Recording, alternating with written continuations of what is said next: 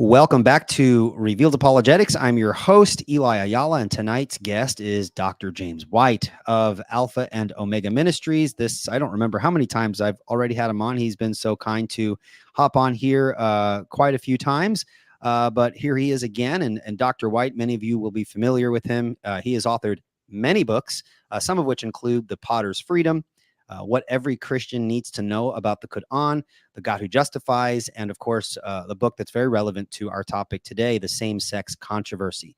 He is also a prolific debater. I think I've watched all of his debates. There might be one or two, maybe five, if I really think that have slipped through the cracks and I haven't seen. But for the most part, I do try to watch them all. But he's debated so many times, I've lost count. I'm sure he will update us on the number if he remembers in just a few moments. Next Wednesday also, I'll be having Dr. White on again with Jason Lyle, Dr. Lyle, who was on yesterday, and we'll be doing a kind of live audience Q&A. And then tomorrow, I have Keith Foskey of the Your Calvinist podcast coming on to talk about the topic of why young people are leaving the church. And then on Tuesday at 9 p.m. Eastern, I have Anthony Rogers and Jeremiah Nortier to talk about the biblical foundations of the doctrine of original sin. And so super excited for those upcoming shows. And before we kind of jump into this discussion for tonight, I just want to remind people, I mentioned this at the beginning of my program yesterday, that I started another YouTube channel called Revealed Apologetics Plus.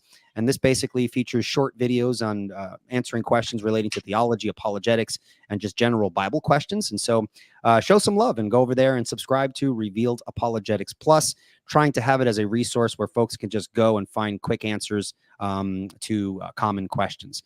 And lastly, I have a new course available. If you're looking to support Revealed Apologetics in any way, you can sign up for my course, Presup Applied, in which I cover presuppositionalism applied to atheism, Roman Catholicism, Eastern Orthodox presuppositionalism, and the cults. And so you guys can check that out. Information is in the description of this video. All of those things out of the way. Once again, I'd like to welcome Dr. White. Why don't you say hi real quick before we kind of jump into this discussion? Hi, real quick. That's what you told me to say. 189 on the debates at the moment. Jeez Louise. And it's all your fault. I just looked on Twitter. I put the link on Twitter, and it said, and someone that uses the name Frederick the Wise said, if anyone knows about pride, it's Mr. White clinging to Baptist heterodoxy. You gotta love Twitter. There's so many wonderful folks on Twitter. I have not. I post on Twitter, but I don't actually read a lot of the threads. But I've heard some legendary things coming from Twitter. There aren't too many places where I actually interact with people outside of Twitter, to be honest, because at least you don't have quite the same level of censorship that you have in comm boxes on YouTube or Facebook or whatever else. So sure. Yeah, but no, you run into everything, including stuff like that. I mean, we're talking about something other than that kind of pride, but hey, you get every kind of comment. So yes, I'm sure. Are there anything new things that you're working on? Are you writing anything? I mean, I was mentioning your books here. I have a couple of books here. Yeah, it's been a long time. I have a project I'd like to be pursuing, but 2024 has been rough. I've spent more time in ERs and hospitals in 2024 than I had in preceding 60 years of my life. So yeah, we're just trying to work through all that kind of stuff and stay on the road. I've got a trip coming up a month from now up into Colorado, and then I've got we're trying to arrange some open theism debates for that. Okay. Not getting a whole lot of cooperation on that at the moment, but hopefully something will happen. And then I will be debating a former ordained PCA minister on the Mass. He's become a Roman Catholic, and we're going to be debating in I think it's Birmingham, somewhere back that direction, in October, Lord willing. Again, all that depends on the old body functioning well enough to get you to where you need to go. So yeah, between that and the Southern Baptist Convention was this week, and so on Sunday, Jeff Durbin says, "Hey, I wasn't planning on this, but Brian Gunter called, and he's going to try to do this, that, and the other thing during the meetings, and so I'm going to be flying out early tomorrow morning." And Okay. he didn't ask me, but I could just sort of tell. And so I went up to him a little bit later and said, "So you need me to preach on Sunday, right?" "Oh man, that would really help a lot." Yeah, he led you in there.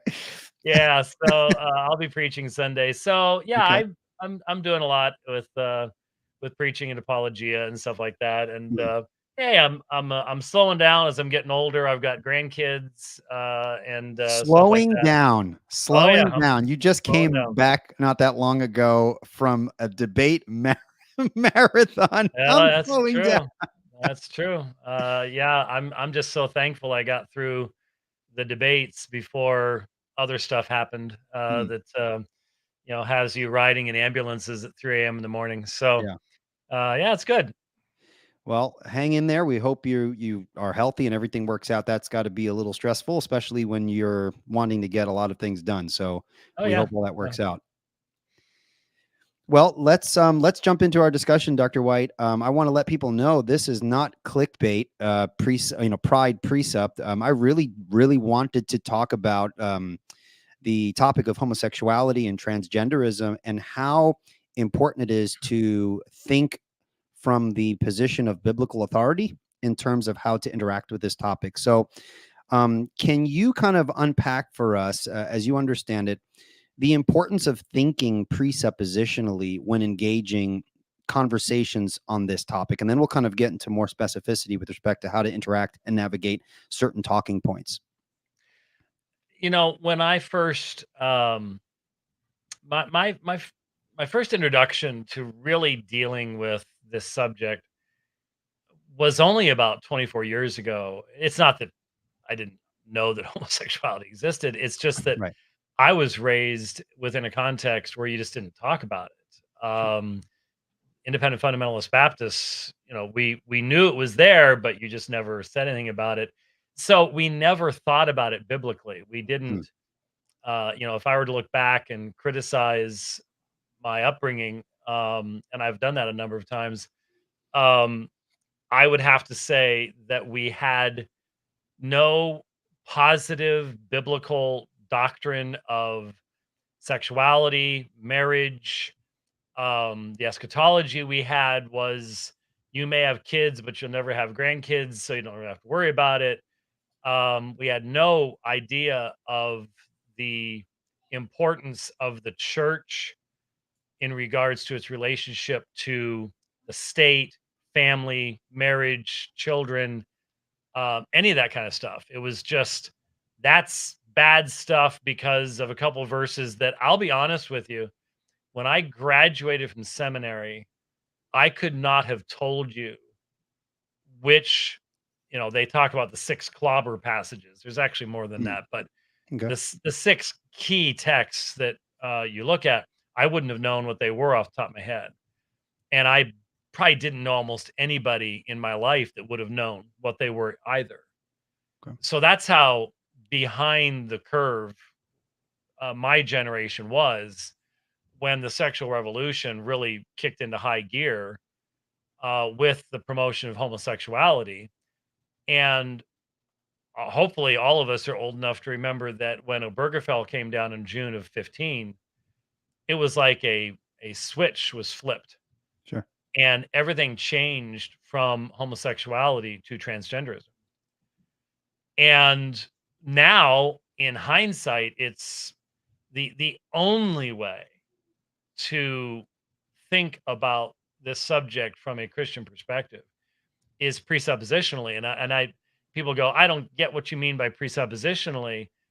There are foundational givens in the Christian worldview that are no longer a part of the societal conversation. And when Christians just go along with the abandonment of those foundational given truths, they're left arguing taste more than they are factuality, Right. creation mandate, anything like that at all. And it's funny, I've never actually gone back and listened to the whole thing, but in 2016, man, that was a busy year. Um, in 2016, I was teaching apologetics at Phoenix Seminary, and I was contacted by the producers of the Dr. Drew show. Yeah. I remember And at first, I was on via Skype. Bad move. Uh, 8 years ago, Skype was questionable at best. that. Okay. Things are better now. I mean, you and I are doing this, online, and it can be. But back then, Sure. oh, it was terrible. And you just don't put yourself in a situation where you're taking on 4 or 5 different people, and they can all just talk over you, and then you'll never be heard. That is correct. So, Yeah. so I was on one episode, and it was interesting, but it wasn't. I didn't think it was all that useful because of the way I was interacting. And what's amazing is they contacted me, and I was sitting right in this chair, Okay. this studio. That's where I did it at. They contacted me a few days later, and they said, "We'd like to have you back on." And I was like, well, I'd like to, but I would want to be in studio. Well, we don't have money to do that. My wife works for the airlines. I can fly for free. Well, we couldn't put you up. We'll put me up. Well, if you can get here, then that would be fine. And so I flew to Southern California and walked into the gates of hell, called the CNN building in Los Angeles, and was in studio. And someone reposted just last night um, a bunch of segments from that program. And like I said, I had never gone back to listen to it, and Okay. so it was fascinating. I do remember one of his sidekicks. So here you go. One of the sidekicks to Dr. Drew's arguments was, well, if you're a Christian and you believe in the Trinity, and since Jesus existed as the Father, the Son, the Holy Spirit, then you shouldn't have any problem with someone being both a male and a female. Oh boy. And I'm just like, oh boy, how do you? Because the director of the program, Mhm. producer, director, something like that, came into the green room beforehand, and he said to us, "We've done studies, and if one person talks for more than 15 seconds in a row, our audience will start tuning out. So Wow. please keep your answers short." Can you imagine 15 seconds? With the kinds of questions and talking points that involves, I mean, you can't. It's very hard to answer very loaded questions in 15 seconds. Yeah. Yeah, so that's what we're up against. And so just watching those little clips from what I saw on Twitter yesterday, this morning, whenever it was, I was reminded of just how presuppositional this issue is, and that's why most Christians struggle with it, Okay. because they have not been taught to think that way. I've told people that certainly in my apologetic ministry over 40 years now, um, the way my mind is wired and the way that I have been trained to think over the years, I can almost literally see an argument uh, physically. Sure. I can see what the foundational assertions are that are being made in an argument, even if they're not being expressed. And in fact, that's the issue. Is um, I have the ability to very quickly identify. And you've said you've listened to almost all the 189 debates, and during cross examination, that's really my skill, is to Hmm. go into the fundamental foundational assumptions Right. where my opponent is making his mistakes. They may not have been expressed in his opening statements. I've tried to bring them out in the rebuttal. Cross X is where you really need to go at it. And there's just that is the essence of what we're dealing with in a society today that is so um it's denying its own history, it's denying its own foundations. Common law, everything went back to Christian assumptions about man and responsibilities of man and things like that. We're denying all of that. It's creating the mess that we see, where we have not just two-tiered justice, but many different tiers of justice, where you're getting one decision from a judge over here, and over here you have the exact opposite, and there's a reason for all of that, Sure. and it goes back to those foundational level issues. And unfortunately, most churches do not teach their people to think. We can call it in a functional worldview method. We can say Pride Month Presupped if you want to do it the way we're doing it here. But the point is, so many people struggle because they've already given in on some of the key foundational issues. And so the questions and the objections as they're thrown at us Mhm. by the world leave us struggling to answer for that Well, very reason. let's zero in on that. Can you and I want to get into some specific kind of points that some people bring up, but can you kind of identify maybe one or two examples of some of the pitfalls one could fall into when not approaching this topic from a presuppositional framework, and appealing to neutral categories and things like this? How what kind of pitfalls specifically do people tend to fall into when coming at it from a non-presuppositional approach? Well, I think just one of the more obvious ones that we see a lot of Christians getting into is basically trading scholarly studies. I read a study once that said this percentage that, um, as if you can address these foundational topics of what a woman is, what a man is, Right. what marriage is, what human sexuality is supposed to be, based upon trading studies. I'm not saying there's anything wrong with doing scholarly studies. I would point out that today, the vast majority of academic journals are utterly corrupt. This has been Sure. demonstrated over and over again by the number of people that have submitted completely fake studies that have been published, um, simply because they fit the narrative that that particular journal is seeking to promote. So we do have a problem along those lines where academia has been utterly corrupted by money Hmm. and by narrative argumentation. And I've always really struggled when Christians would use uh, majority of scholars say Sure. argumentation to begin with, because that's not an objective standard. It can change. It's subject to all sorts of different ways of interpretation, and yet a lot of people do buy into it.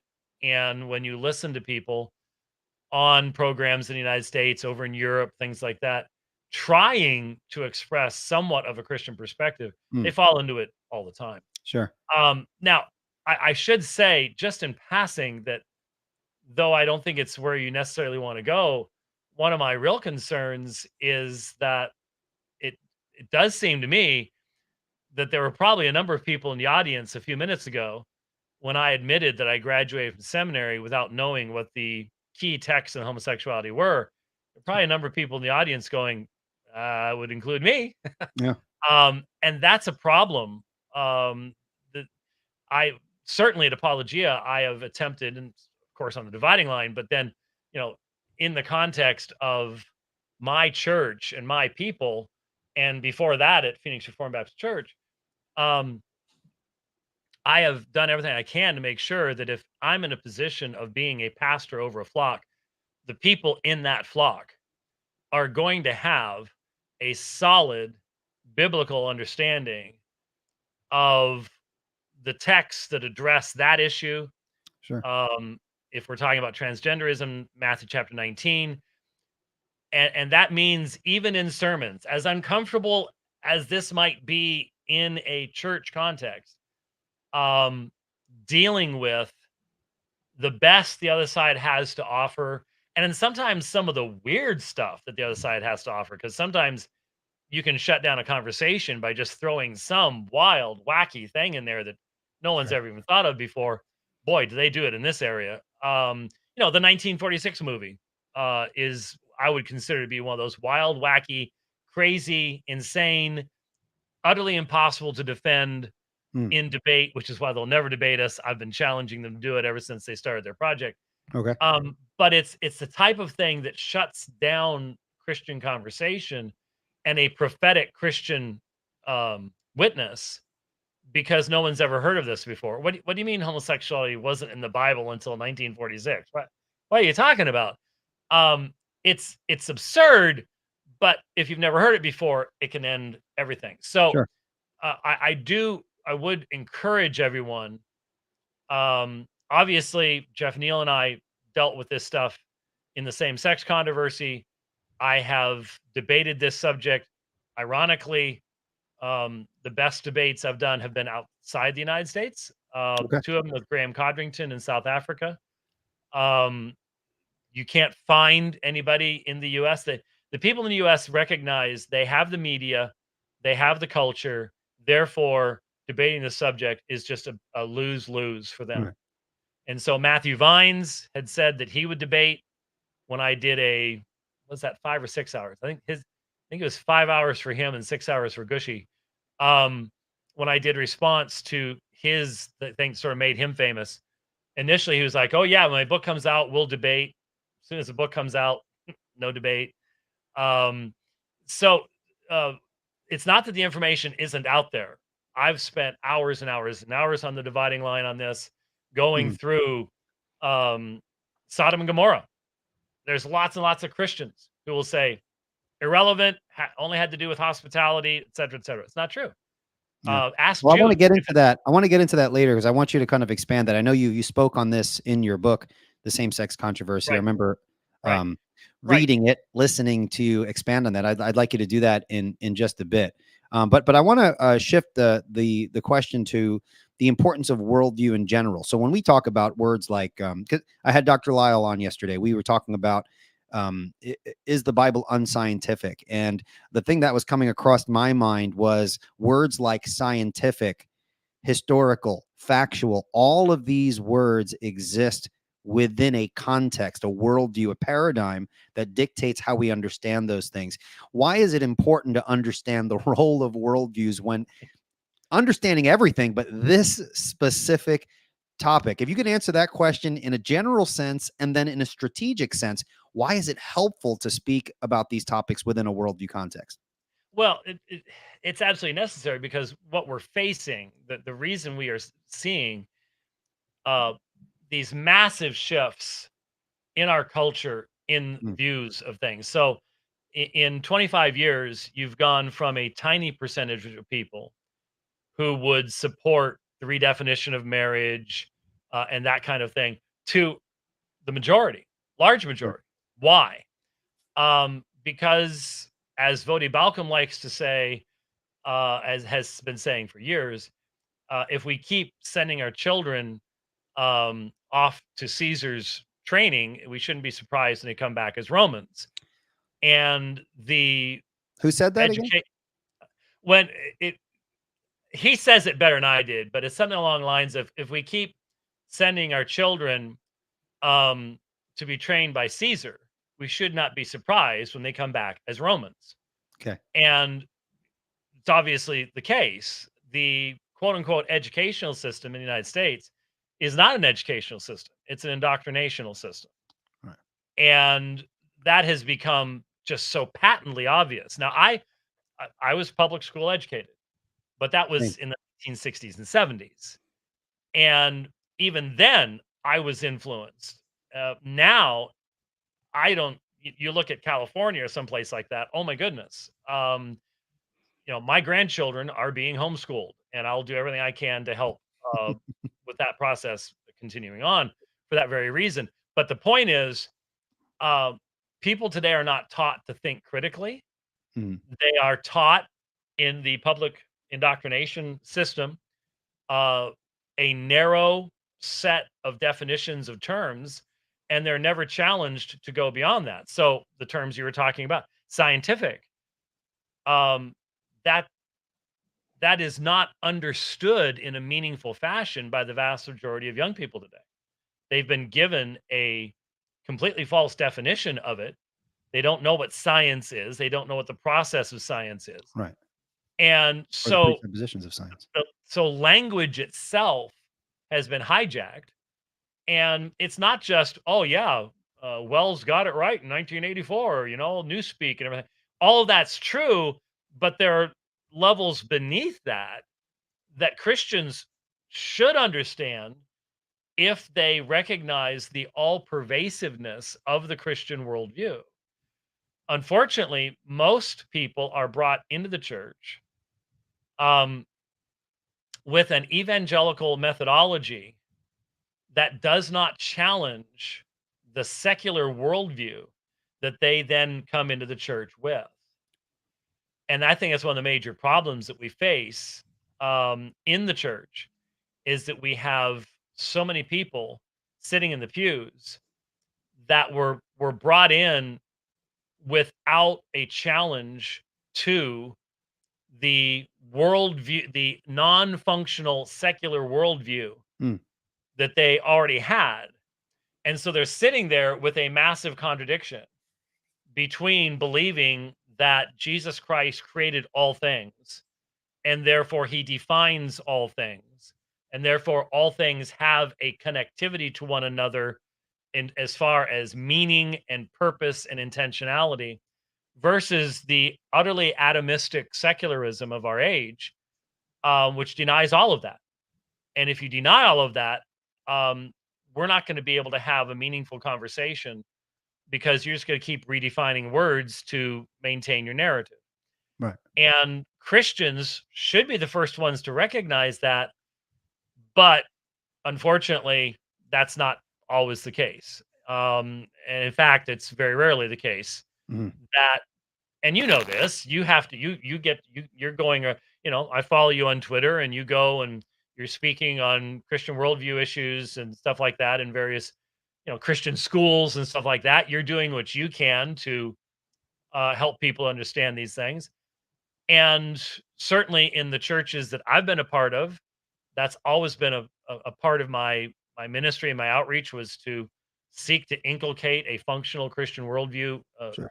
even when that means that your sermons are not necessarily going to get 5-star ratings on YouTube, you know, um, because you realize how vitally important that is. It's Sure. absolutely necessary to do that.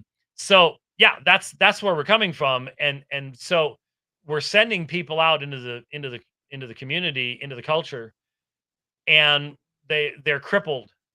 They're using a walking stick. They're on crutches because they're not excited about the consistency of the Christian worldview Mm. and how that answers so many of the questions that we have concerning where man comes from, what our purposes are. You know, Dr. Drew asked me, I just happened to see this morning, so that's why it's fresh in my mind.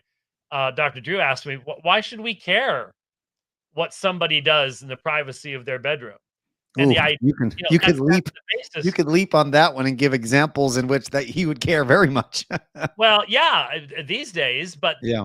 fundamentally, my response was because we're made in the image of God. Mhm. God made us in a certain way. He's revealed what that is, how that's, ultimately we are to glorify Him. Right. From their perspective, it's all about us. That's right. That And the answer so, that he just gave there, and I think that that's great. It shows the fundamental distinction between your worldviews. From your worldview, we are made in the image of God. From his worldview, we're not. And so, yeah, it makes sense from within his worldview to ask the question rhetorically, why should we care? Uh, yeah, because why should we care about anything? We're nothing yeah, but fizzing bags of chemicals. So it right, all comes back down to that. There sure, should be no reason to care about anything at all. right, But especially here, it all comes down to, well, did God make us this way or not? And mhm, mhm, hopefully, most everybody by now has seen the utter destruction of the human self that the especially transgender movement is creating. I mean, what the stuff that I will see online, and look, we have to be careful what we see online.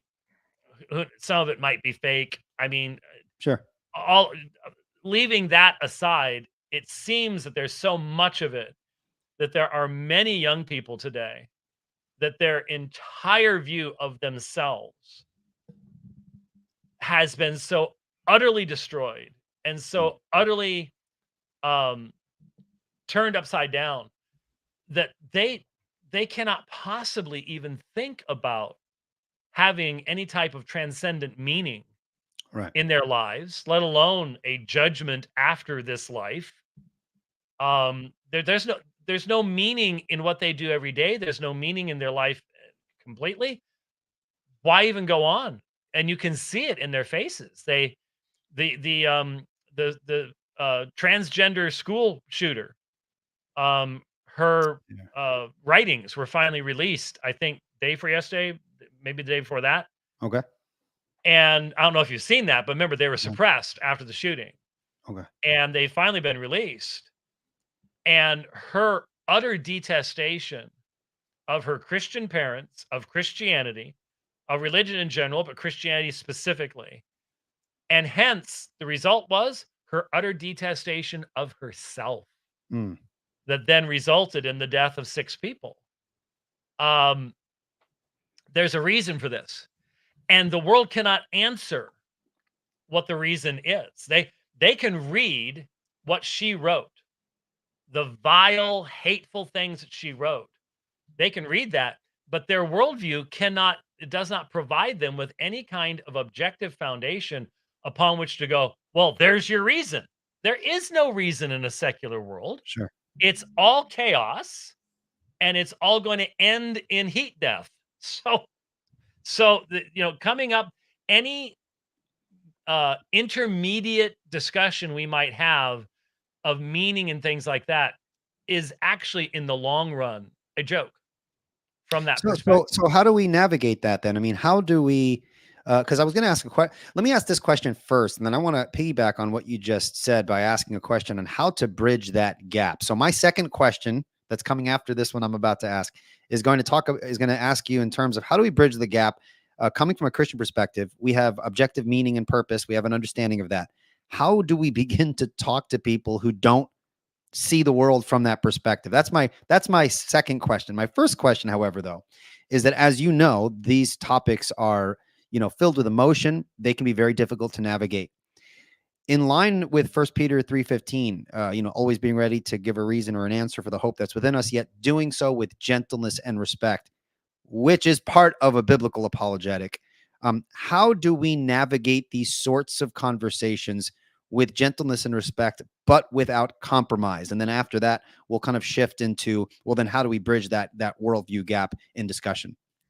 Well, I would assume over the years you've heard my sermons on 1 Peter 3:15 and the fact Mm. that I believe most apologists uh, twist the text and Okay. misuse the text. I think the key to that text is the fact that it's a quotation from Isaiah, and Right. when you see that it's a quotation from Isaiah 8, you see that when it says, and there's a textual variant there, but it's a minor one, that we are to treat Christ as Yahweh, Mm. and we are to set him apart. We're to treat him as holy, as Yahweh in our hearts. And without taking too much time to go into all of that, the point is that recognizing that the Creator himself has entered into his own creation, hence the incarnation, death, burial, resurrection, enthronement, ascension, and enthronement of Jesus Christ. Peter is writing to just regular Christians. He's not writing Right. to Scholars. highbrow Right. intellectuals or anything like that. He's writing to regular Christians. And what that text is really saying is if we live every day in light of what our profession of faith is, and that is Jesus was truly the incarnation of the second person of the Trinity, the Creator entered into his creation, provided perfect salvation for us, and our calling is to serve him, and to be conformed to his image. The result of that, and the thing that was always, before I came to understand this text, it would say, be ready to give an answer to those who ask you a reason for the hope that's within you. And most of the people I was talking to didn't ask me. Mm. you know, you're going up to Salt Lake City, and you're tripping the Mormons as they come out the gate, and they're not asking you. I was sort of forcing it on them. The point is that what Peter is saying is, when you start with who Christ is and all the ramifications that come from that, as Paul puts it in First Corinthians, why do we find in Christ the wisdom and power of God, whereas someone else finds foolishness and a scandal? Mhm. Why is that? What is it about him? What is it about our changed nature in regeneration and salvation? Um, what is that all about? And what Peter is saying is, when we live in light of that, we are going to respond to adversity. We're going to respond to the world around us in a way that will make us stand out. Mm. And hence, people will see our changed priorities, and they will ask us, why do you have hope while the rest of us do not? And that's when we can, with gentleness and reverence, um, give an answer. Now, that gentleness and that reverence, that's not saying that we are to revere and respect falsehood. Mm. We are to revere and respect the image of God in other people, and the fact that we are proclaiming his truth. So it's a reverence for God, it's reverence for his truth, it's reverence for his creatures, but it's Sure. not a reverence for falsehood. And we are being told in our society today that we must revere um, transgender swimmers who are setting all the records, because they're males and they're defeating females. I don't respect someone who does that. Sure. Um, but we're being told you have to. And there are many people in my own church. They work in jobs where they know that they are not going to get advancement, and they could lose their position, because they're being put under pressure to, especially in June, celebrate what we cannot celebrate. Mm. And so I think when it, with gentleness and reverence, um, needs to be understood within the context of what Isaiah was saying that Paul is quoting, and not translated into the westernized willingness to show respect for that which is fundamentally opposed to Mhm. God's truth. So that's So that's so first so thing. First Peter chapter 3 verse 15, and that last part there is not a verse that says we just need to be nice to unbelievers. It's not Oh, it's there's a not lot a more to it hey, than that. don't. What was that? There's a lot more to it than that. Okay, There's good. a I lot just more to wanted, that because I know a lot context of than that. people would quote that passage, like, because Christians can come off, and I guess this is we should be mindful of this too. The way we come off, the way we communicate, right? That's going to be an important aspect, It because a it lot of people, is it is, but yeah, let me, and people will say, well, you're hard nosed and you're one of the worst people. This stuff like that. Look, obviously, I'm not a Steven Anderson type guy or anything like that. I've spoken on this subject many times before, but um, I do think we need to try to help train Christians to recognize that the world is redefined. We were already talking about language, sure, scientific, whatever else. The world redefines love, gentleness, and respect as well. mm, And in a way that my great grandparents could never have understood. sure, They could never have understood how we're even using that language today. And so when people say, well, you're not being loving, um, I feel like, if I have the time to do it, to read some of Jesus's parables, and like, bring my enemies before me and execute them, hmm um, and say, would you consider that loving? And that's Jesus talking about himself. Sure. And that would help, I think, people to understand that from a biblical perspective, a Christian worldview perspective, love is self-sacrificing, and it assumes that there is a truth about what mankind is. And we're dealing with a situation where the culture of death in our society has become so strong and so bold that for us to maintain a prophetic witness, and that's what I think we're being called to do, Okay. by the way. A lot of this will have to do with your eschatology as to your long-term view of what it is we're being called to do. Sure. But even I'm a postmillennialist, and even as a postmillennialist, I I'm a Puerto recognize. Rican, but that's a different eschatology. I'm sorry. I'm a Puerto Rican. That's not an eschatology. It's a different category. I'm post millennial too, by the way. So. Well, and certain other people you've been interviewing recently are too, but we can't talk about that. Anyway, the idea that that means everything's just getting better and better and better and better is not what I understand Sure. of postmillennialism. There are nations and cultures that go through judgment, and that judgment is vitally important for the building of Christ's kingdom. And if we are in a situation where we are in a culture that has had so much light Right. and is now coming under severe judgment, then our calling is to be faithful to the proclamation of the truth within that judgment. Mm-hmm. And that may not mean, and that may end us up behind bars or Sure. worse. Sure. But that doesn't change the eschatological understanding of where we're supposed to be going. So I know one of the things I think about just in passing is my grandkids and my great grandkids. Don't have them yet, but my oldest grandchild is going to be 15 later this year. So that means she's not that far away from maybe making me a great grandfather somewhere down the road. Not trying to put any pressure on you, honey.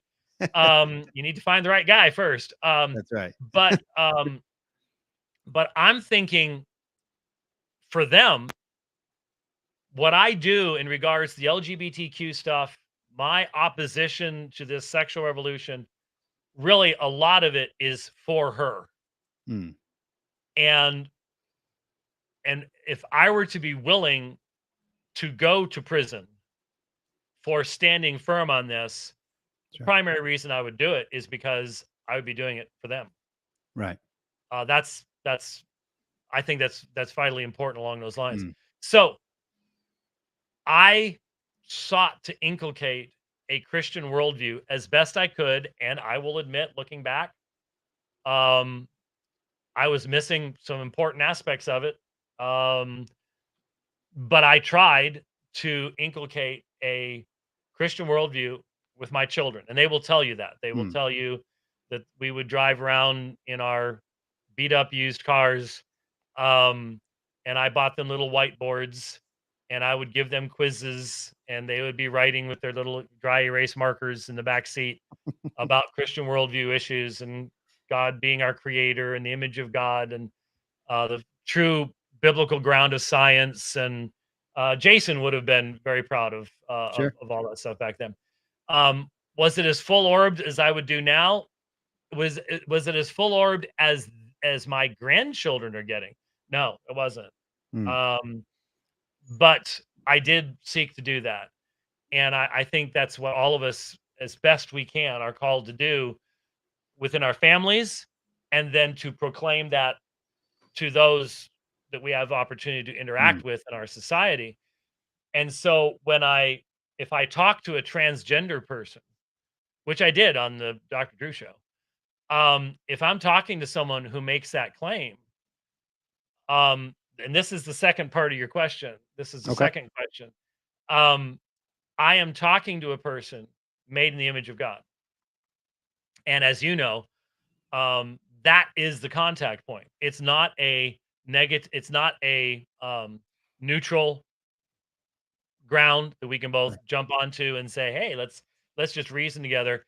There can't be a neutral ground if what we say is true. And what I mean by that is, if Colossians chapter 1 is true, for by him were all things made, heaven and earth, visible, invisible, principalities, powers, dominions, authorities, all things created by him, for him. He is before all things, and in him all things sunesticen, they hold together. If those words are true, then every fact that is a fact was created by Jesus. And Right. so it can't be neutral. So there is no neutral ground. So a lot of people go, well, if you really believe that, then how can you ever have a point of contact? The point of contact is the person I'm speaking to is made in the image of God. Now, they may have spent the last 30 years of their life, or if we look at someone like a Bruce Jenner, 60 years of their life, Hmm. suppressing that truth. But it's still there. And that's what I'm going to be aiming at, seeking to graciously, in recognizing here is a person made in the image of God. The image is being marred by falsehood in their thinking, falsehood in their worldview. If I care for them, I need to seek, in whatever amount of time I have to speak to them, Right. to communicate what the Spirit of God can then use to bring them out of this situation, Sure. to redeem them and to save them, not just in the sense of just individual salvation, but to save them from the destruction of their personhood, Hmm. which is ongoing. Um, and let's be honest, it's ongoing with everybody, Sure. Sure. I whether think trans, that's key and what you're saying there too, because that ties into, because you get a lot of people who ask these questions. Hey, Dr. White or Eli or whoever, how do I get my gay family member or transgender, brother or whatever? How do I get them to see the truth of what I'm saying? And we forget that there is an element of that, a core element of that is actually impossible on a human level. So we're basically asking, how do we do the work of the Holy Spirit? And the answer, of course, is we don't. Right? right We're the faithful instrument, instrument. knowing that along with our words, the Spirit is working as well. And so I think that's important, because I think a lot of these questions are coming from a place that's actually predicated on a false presupposition, namely that we play the role of the convincing. So I think there's a Yeah, balanced approach there.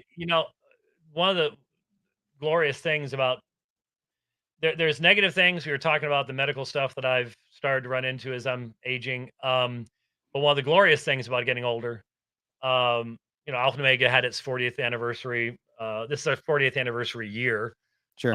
But we had a celebration back in October, and um, I one of the neat things about that is meeting people who will come up to me out of nowhere, and they'll say, "I was delivered out of this Fill in the group blank. Yeah.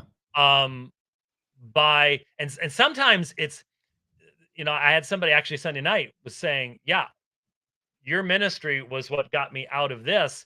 And the funny thing was, that's not an area we necessarily dealt with, but it was the biblical teaching about the authority of scripture, the reliability of scripture, whatever it might be, that was then used by the Spirit of God to deliver them from Right something there, like that. Dr. White. I'm going to interrupt you there, because that's so funny, because that's my same compliment from this side of the screen to yours. It's the biblical teaching and your teaching on exegesis and consistency that brought me out of Molinism. And I tell people this because it sounds odd that I was a Molinist and then I became a Calvinist after watching a debate you had with Leighton Flowers, which wasn't even on the topic of Molinism, but it was the That's true. it wasn't, yeah, it wasn't even about it. It was just the issue of consistency. When you asked him the question, do you use the same kind of exegesis in your position that you would defending the deity of Christ? And I realized in myself, I almost felt convicted that when I was talking to my friends and trying to quote unquote convince them of Molinism, I wasn't using the same approach that I would use to defend the Trinity or the deity of Christ. And that convicted me. And so a lot of the teaching that comes out of your ministry and apologia, kind of just bringing me back to the importance of the consistent hermeneutics and exegesis of scripture. I think that helps in all those other areas without you actually speaking directly to those other areas, which you also do, which is helpful as well. Yeah, I do, but yeah, that's been the core our core purpose all along. And the wonderful thing is being able to trust the Spirit of God to use the Word of God. And as a church historian, I know that the Reformation, that was one of the key issues, was the Word of God and the Spirit of God together is the church's sufficiency. That's right. And I don't hear a lot of emphasis upon that today, but I certainly try to make that. And that's what gives you the confidence to press on, even when, right now the culture around us is not favoring our perspective, Sure. and wants to silence us, and a lot of people can just become very um, discouraged. And people will ask me, well, you've been at this for 40 years and you've seen a lot of degradation in our society in 40 years. Don't you just want to give up? Don't you just want to give in? And my response is, I'm first of all, I'm reformed, and so my response is, God has called me to minister at this time in this Mm, place. sure. And so that didn't surprise him. And would it have been easier for me to minister at a previous time? Well, I often think about my great grandfather, absolutely poverty stricken minister, had nothing. He didn't have a My dad, YouTube channel and a traveling schedule. nothing, man. I mean, he ministered in tiny little churches, Mm, working by the sweat of his brow. Died when my dad was 14 mm. from a botched appendectomy right after World War II. Um, and yet, that's where he was called to be faithful. And so, have I had just massively greater opportunities than he has? Oh yeah. Sure. Um, do I still remember the homeschool family that walked up to me after a debate that I had with Yusuf Ismail at Northwest University in Potchefstroom, South Africa, about uh, 12 years ago? Um, and all the kids knew me like I was a part of the family. Well, you've lived in my car for quite some time. I By make the a way, I joke. need to talk to you about that. When we have a There's rule, when stuff we go under on the a back seat, bro, that really needs to be dealt with. we have a rule that when we draw now, it's not a rule. By default, my wife lets me listen to whatever I want to listen to when I'm driving. But in the earlier years, if I was driving for the road trip, I got to listen to whatever I wanted. And so it was always debates, debates, debates, debates. So you practically lived in our car for quite some time. Last year, I had a family come up to me. I don't remember where it was. Right now, as you know, I don't fly anymore, so I'm Sure. traveling via RV, and so I get to go into a lot of smaller churches and meet more people as a result that way. Sure. And this family comes up to me, and I remember when Summer was 13, 14 years of age. There's sort of a period of time there where young girls especially just stop smiling. I'm not sure what it is, but this teenage girl, this family, homeschool family, and the dad's all excited to meet me and all this kind of stuff. And the girl just has this deadpan look. And because I remember Summer in 2004 manning one of our tables in Los Angeles, and she came up to me after everything was closed down, and she goes, "Dad, you attract some really weird people." And it was that deadpan 13, 14-year-old look like, wow, you've got some weird fans, and stuff like that. It was the same look on her face. And she says, I've grown up listening to you talking my entire life. Did she say it like that as And it well? was just this look. And I think it's great. I think it's absolutely awesome.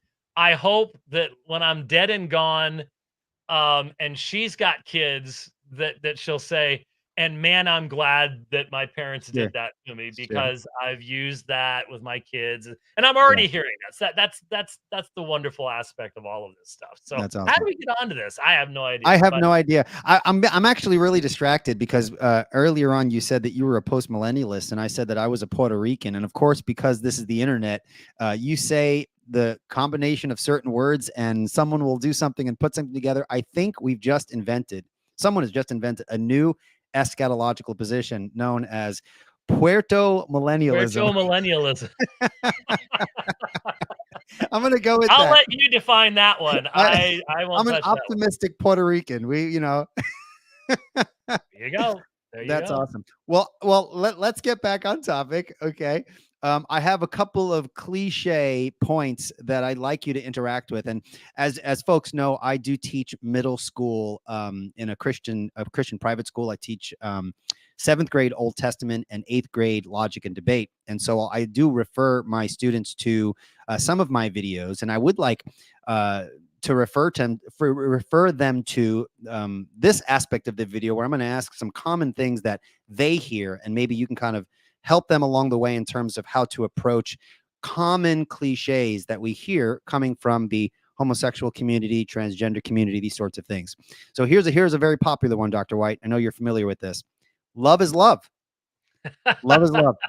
What is wrong with that statement? How can we walk us through the thinking process? You're talking to a middle schooler who's probably, has TikTok or Instagram and hears someone say, "Hey, love is love. You shouldn't be telling us who we're able to fall in love with." Yeah. Why is that not a good summary of the issues? Well, that one's tough for me simply because up until literally 15 years ago, no one would have had any idea what that was even supposed to mean. Hmm. It is a classical definition of a tautology. Yes. And hence allows you to smuggle in a mountain of error under this banal statement. Love is not love. None of us live that way. None of us even think that way. Mhm. I would hope that most people would recognize that the love that I'm supposed to have for my wife is different than the love I'm going to have for my neighbor's wife. Right. That my love for my children is going to be different than the love for my pets. Why that one these days is starting to get a little bit confused in a lot of people's minds, sadly. That's true. Yeah. So that there is a hierarchy of love that is necessary and proper. If I say I love a sports team, Mm. hopefully we can see that there are people who have completely lost their minds on that level and have hurt the people they're supposed to love by betting and things like that ends up damaging relationships. Thankfully, we have a revelation of what love really is found in scripture. And love is self-sacrificing. Love is defined on the basis of what is best for someone else, and you have to know what their nature is. You have to have revelation from God concerning his law along those lines. There are just so many things that where if you accept the world's use of love is love, you will never be able to even begin to define love, let alone defend love from perversion and destruction and being used as a means of enslaving others. Sure. So when someone says to me, love is love, my response is, love is defined by God. And if you don't believe that, you'll never love properly. So love that is worldview dependent, basically. it Getting back is. to the presuppositional application, love, when someone dangles the word love in front of you, you always, just kind of for people listening, you always want to take that word within a context. They're saying it from a context that's not grounded on God. We're understanding that within a particular context. And it is appropriate. I know this is the cliche, Dr. White, but the question, by what standard, is a great question to ask. Never heard Love that is one love. Well, before. what is your standard of love? Let's get to the foundation there. So, yeah, very much appreciate that. Love has an object. We can love evil things. So the object is going to be very related to the goodness or lack thereof of the love that we're expressing. So Yeah. how about this one, Dr. White? I was born this way. God made me this way. And I know a lot of people who struggle with same-sex attraction, things like this.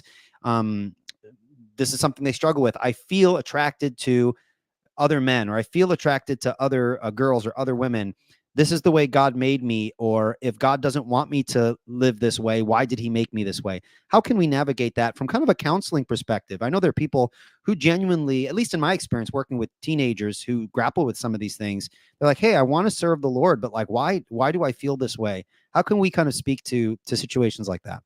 Well, first off, there's a difference between saying God made me this way and that's just the way that I am, because the Mm, secularist who says this is the way that I am is importing an entire concept of denial that there can be a standard to which we can be compared. So, by mm, what standard again comes in, but the secular understanding of that kind of a statement is based upon a rejection of the idea that there is a proper um, orientation for a male, orientation for a female, their proper roles, that God created anyone. Uh, Now, when someone tries to say, well, God made me this way, let's assume that you're talking about a Christian. Now you're getting into a whole other area that you have to ask questions about what this person means by what they're saying. So I think was it last year? I think it was September of last year. I did a debate with a side B advocate who would say, he would say, I've never known anything other than same-sex attraction. I'm not acting on it. I don't believe it would be appropriate to do so. But I'm just simply saying this is how God made me. And if God were to offer me, if someone were to offer me a pill that would change me, uh, I would rather take a Tylenol than take that pill. mm. That's the exact terminology he used. I'm not sure if you've seen that debate No. from last year. Well, I might Um, have actually. No, that's one of the ones I did watch. okay, yeah, and he actually made that specific assertion. Okay. And so at that point, we're dealing with, if the person claims to be a Christian, now we're dealing with biblical parameters. Now we're dealing Sure. with 1 Corinthians 6, 9 through 11, and how we're to understand such were some of you, but you were washed, you were redeemed. What does washing and redeeming mean? What do you do with people who come into the church and who say, I accept biblical authority, I accept that this is a sin, I ask that God would change my heart, and then they say, but I still have those desires. Because there are people who come into the church and say, God has changed me and God has changed my desires. And there are a lot of people who just, no, it could never happen. I really struggle with people who would say that's impossible. It can't happen. Sure. But there are people who take that exact position, and it's in a lot of books that are being published today. Um, how do you deal with that? How do you deal with the side B folks who are saying we should be allowed to, even though we have these desires and these attractions, we should be allowed to take roles of ministry in the church? And if you listened to that debate, my argument in that was that when Paul lists the things he lists to the Corinthians, one of the things that he lists is covetousness. Covetousness is not an act, it's a set of desires. And he said, do not be deceived. Um, if that's what you were, then that's in the past. And the gentleman I was debating, a fine young man, very intelligent, great speaker, Yeah. um, but he didn't touch that with a 10-foot pole because that simply exposed the narrative that he was seeking to present.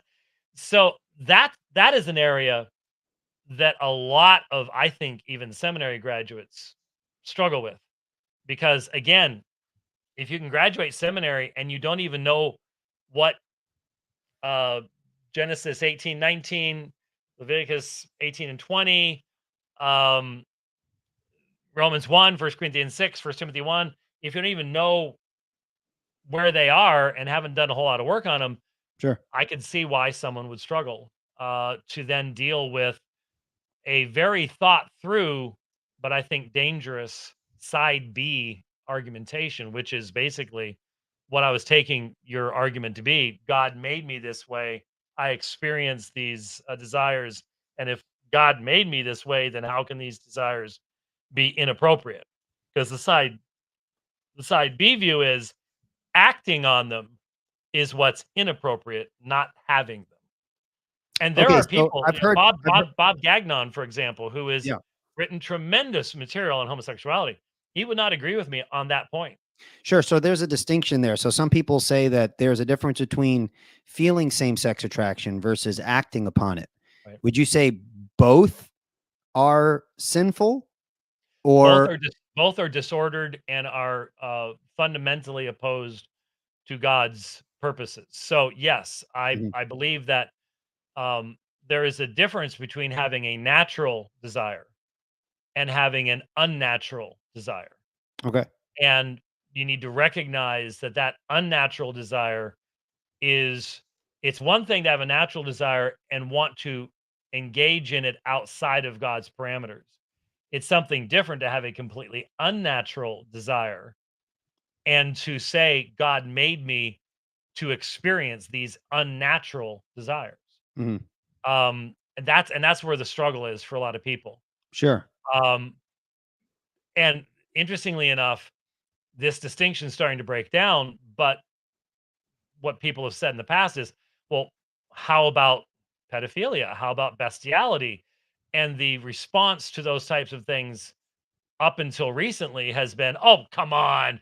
That's Right. you're being ridiculous. And now we're seeing in the same literature and from the same perspectives, people saying those are orientations too. Right. You can't pick and choose. So you Yeah. didn't choose those for yourself, and therefore, how do you deal with it from there? Right. Well, okay. Thank you for that. Do you have a few more minutes to take some questions, or would you like to wrap things up? That's up to you. I'll let you make that call. We could how about we go to about 20 after? How's that sound? Okay, sounds great. Because I did the So dividing line before this, and I took live calls. So, um, and when you do that on the dividing line, you get every topic under the sun. So I found myself actually having to give an off the top of my, and you'll appreciate this since you do some history stuff. Off the top of my head discussion of the Alexandrian versus Antioch schools of interpretation and oh boy, Christology being applied in a church about millennial views. There, you can't prepare yourself for that. It's that's just sort not of like, good. okay, here we go. Yeah, I spoke at a church in Florida. It was a Jamaican church, and that was the first time I speak at different, cultural churches. I speak at a Filipino kind of event in the summer. This was Because a you're Jamaican a church. Puerto millennialist. What was that? You're a Puerto millennialist. That's right. So I'm I'm you get I'm to in learn. high demand because people want to know the Latino eschatology. You know what I'm saying? The only one I know. So yeah, I'll let people know if that's what they're looking for. That's right. Well, when I was at this church, I mean, I hear questions all the time from teenagers. A student asked me about Rastafarianism. I'm like, what the heck? I've never even seen a Rastafarian before. I was like, for the I first time have. ever. I'm like, beats I me. have, but I couldn't outline what they believe for you. No, I couldn't. Yeah, no, I don't. I looked into it, but I don't remember it. You guys in Arizona. I mean, when I was there just a few months ago, I was driving around with Carmen, and we passed by so many places like Scientology places. Like I haven't seen as many cults all in close proximity. It's like you guys got all of them. Go to Utah if you really want to see Well, yeah, no, yeah, but you the guys, wild west. yeah, it's pretty crazy. All right, well, let's jump into some of the questions here. The Al Kuhn Project. Thank you so much for your $10 super chat. A question for Dr. White. Dr. Okay. White, since seminaries are becoming so expensive and woke, are there alternatives for young men to study to become truly confessional elders and deacons? Well, yeah, there are, and one of the nice things right now is so many of the seminaries are uh, putting so much of their material online, where students can actually participate in the classes without necessarily being on campus.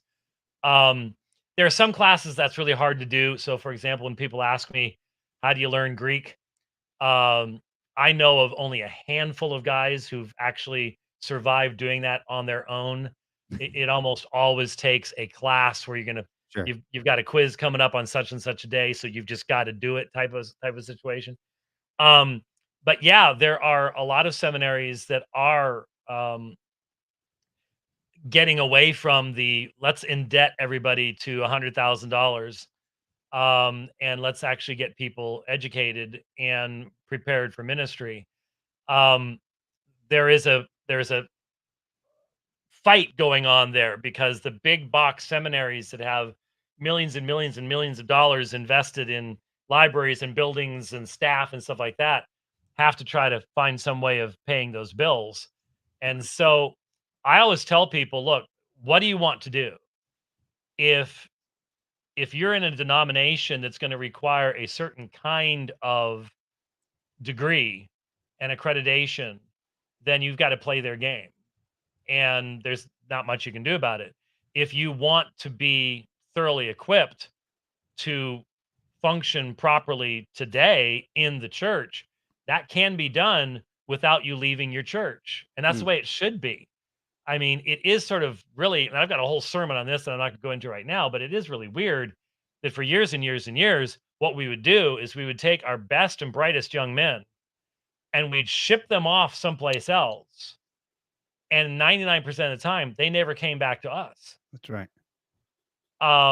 That's doesn't make a whole lot of sense. And so doing theological education in such a way as to keep people in the church and to build up your leadership from within the fellowship, that's the Mm. way to do it. And I appreciate that I'm professor of church history and apologetics at Grace Bible Theological Seminary, and that's what we're committed to. We're committed to the local churches. We don't want our people coming out of their churches. We want them being in their churches and doing so much of the training there in that Sure. context. So, Sure. yeah, there's a number of places trying to do that kind of thing. And I think the beauty of just our modern context is technology. There are a lot of free resources that people can work through in a systematic way as well. So you don't have to spend all the money. A lot of people have know my background. You know, you see my degree, and I remember you poked fun at the when I first had you on. It's like, oh, did Ergen Canner sign? Oh yes, oh yes, yes. Well, Yeah, I never well, met. I know.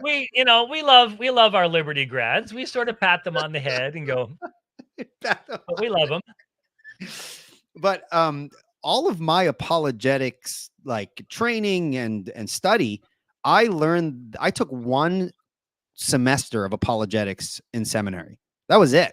The rest I was able to learn through watching videos, listening to lectures, reading books. And that wasn't with Ergen Canner, right? It wasn't. I took actually with Ergen Canner. He wasn't my professor, but I had to listen to his History of Baptist lecture series. But there are lots of resources out Was there. it in Arabic? That's sorry. that's There okay. are some people watching going, what? Believe me, there's a whole big backstory to all this. Look up James White and Ergen Canner. The lecture you gave exposing him was brutal. It was brutal. You know where that was recorded at, right? Where? Tom Buck's church. Why does that name sound familiar? Oh, Tom's in Lindale, Texas, and it was at the church there. Tom, he's been doing a lot of teaching on exegesis and preaching for G3 and stuff like that. So yeah, he's a good friend of mine. He's a great brother. Yeah. Well, all that to say, to kind of finish this question here, there's lots of resources out there if you want to learn apologetics. Of course, what's helped me is listening to a lot of Dr. White's debates. One of the things I appreciate about your debates is that they're diverse. And I don't mean that in the woke sense. They're diverse and brave. And no, that's sometimes not I'm a Puerto Rican and sometimes I'm a Scotsman and sometimes, yeah, sure. Oh boy. Let's move on to the next question okay, there we go. All right. A question from Jason. Does Romans 1:26 imply that all those that trade God's truth for a lie will be given over to homosexuality as a punishment? No, No. Homosexuality is used in 126 and 27 as an illustration of the fact that sin touches all of man, even the most definitional aspects of man.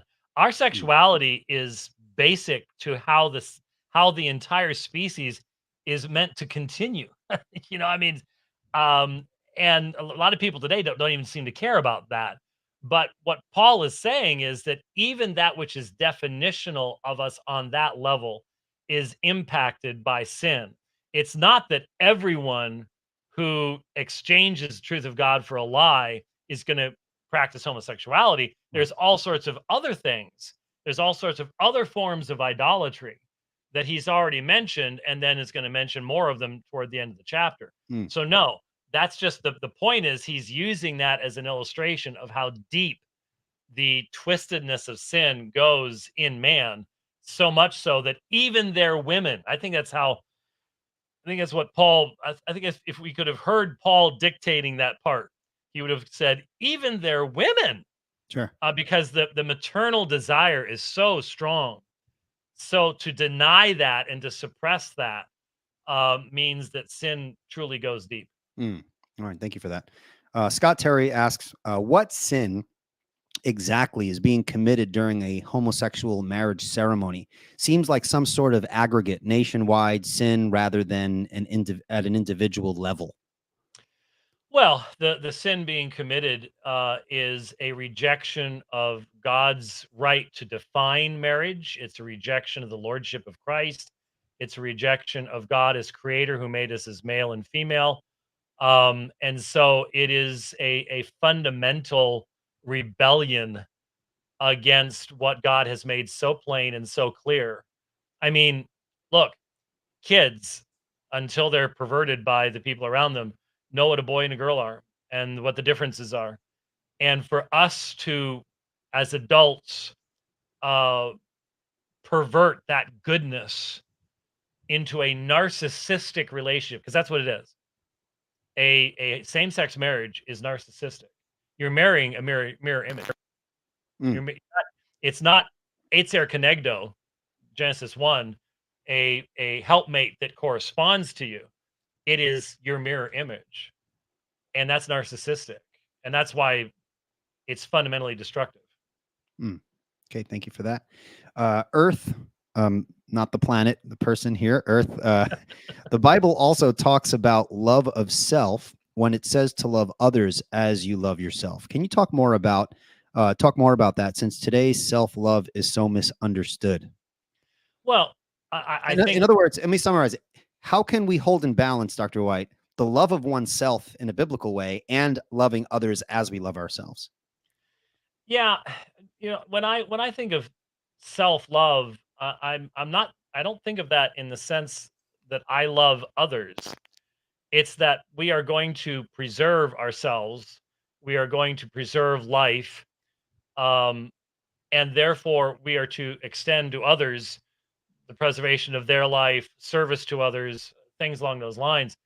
Most of what I hear about self love today is not born out of a Christian worldview. A Christian worldview is going to see us as creatures of God, and as image bearers of God, yes, but as fallen and therefore in need of God's grace and in need of the law of God to reveal to us um, the limitations that we are to have. When I see people spending absurd amounts of money on what they're calling self-love, which is actually nothing more than self-indulgence. Mhm. It's not it's not it's not biblical love. Um, Biblical love would have us looking outside of ourselves to our husband, our wife, our children, our family, our parents, our extended community, the church, whatever it might be. And it's not, you know, what we're defining today within a secular context where there is no transcendent meaning to our life. Self love would be, how do I live in such a way that in eternity I will have shown that I fulfilled God's purpose in me, the gifts that He gave to me, the opportunities he gave to me. That's Hmm. totally different than the 3-week spa treatment type of Okay. thing. Now, the last question here, apparently this is the person's first time ever coming onto this channel. So we'll end with this one. Okay. What exactly is Presup? And by the way, I'm not laughing at the questioner because that's a fine question. But Yes. Well, this it whole says pride presupped. So yeah, I get it. that's right. I get That's it. right. Yeah. Um, So all we're trying to say is presuppositional apologetics is a method of defending the Christian faith and presenting the Christian faith that recognizes that in light of God's creative order, there are certain presuppositional foundational issues that must be dealt with first. That secularism and um, all of human religion tends to either twist or ignore. And so the whole point of the title for the video is let's talk about the Pride, it's June, Pride Month, and let's talk about it from a functional Christian perspective, a Christian worldview perspective, that recognizes that sadly a lot of Christians are sucked into conversations on this topic and they end up standing on the wrong foundation. And when you stand on the wrong foundation, it's going to collapse. That's right. I love Steve. I think his name is Steve West. He wrote a book on apologetic methodology. I don't remember the title, but he defined presuppositional apologetics really well. He said that presuppositional apologetics is an attempt to bring every thought captive to the obedience of Christ, even the thought of the unbeliever. I like that. Right. It is a way of defending the faith that is a top-down approach. So if you take like other methods of defense, they often use a bottom-up approach. They Bottom up. work their Right. way up to the conclusion that God exists. Presuppositional apologetics, just for this person asking the question, starts with the presupposition that God exists and his revelation is true, and that unless you start from that foundation, you can't make sense out of anything.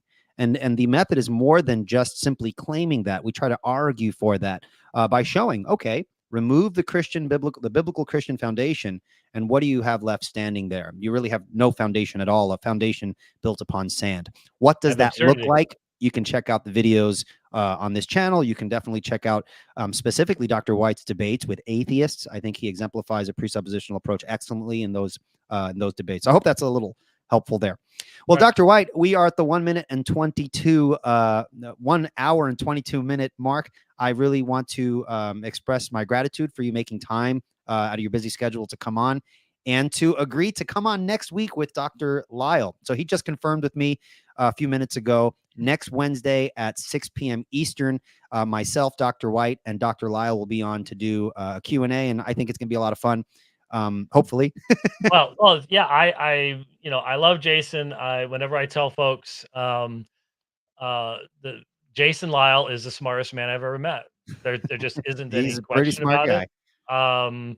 guy. His IQ is absolutely off the charts, and what's wonderful about him is for someone who is such a massive brainiac, he is so humble.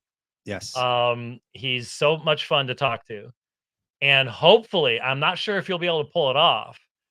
Hopefully, he and I will not start talking about Star Trek, because we are both ridiculous Trekkies, and what we enjoy doing is coming up with little minutia about Star Trek to see if we can trip the other one up. See, I'm So, I'm not a Star Trek fan, but being a Star Wars fan is like being a Catholic today. You just not a good time to be a Star Wars fan. yeah, you're right. You're right. You're exactly right. That's a very good illustration. Yes, Yes, yeah. Francis is like the head of Disney. So yeah, you're right. So no, but I'm looking forward to that. I learned so much Mm, listening to Jason, and he got me into stargazing a number of years ago, and this next trip when I'm going up to Colorado, I've upgraded my photography equipment, so you may be seeing some uh, uh, galaxy photography that I'm going to be trying to do, yeah. and stuff like that. And so yeah, it should be a lot of fun. Awesome. Well, looking forward to it. Once again, thank you. And guys, thank you so much for being so nice in the comments. I have to really give it to you guys. Very rarely do we have anything crazy and loony going on in the comments, and I really do appreciate that. But be sure to kind of tune in tomorrow at 1 p.m. We'll be talking with Keith Foskey on why young people are leaving the church. I think that's going to be a fun conversation, an important one. So hopefully you I knew guys will Keith join me long then. before you did. I'm sorry? I knew Keith long before you did. Oh, well, I just started seeing his videos and I love his content. So I Oh decided to man, reach I've out to him. Yeah. known. I think Keith can tell you when it was, but I think Keith had me into his church probably 18 years ago, maybe Okay. somewhere around there. So I've known Keith for a long, long time, and he's one of the funniest guys around. But Yes, most people he's didn't silly. know that until just recently. Well, I'm looking forward to it. So, guys, thank you guys. Until next time, take care and God bless. Bye bye.